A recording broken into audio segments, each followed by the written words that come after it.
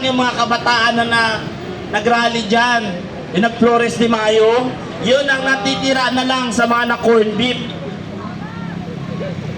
At alam nyo, isa sa mga leader ng mga corn beef student na to ay itong si Risa Hontiveros,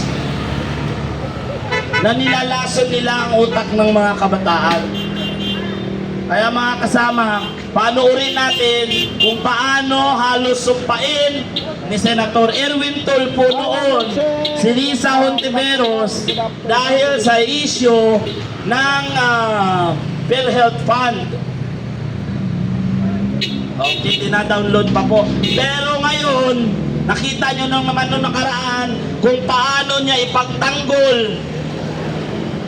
si Risa Hontiveros. Dahil, totoo naman ang sinabi ni Senator Marcoleta. May background ba sila pagdating sa batas? Wala! Wala! Mga bugok yan! Dahil isa silang mga pulpul na mga bobong tanga. Hindi kaya nilang makipagdebate sa mga abogado. Dalo! Ayan po.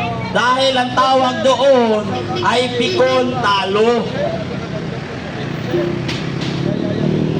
Kahit hindi tayo naririnig ngayon kasi walang office ang ating mga senador,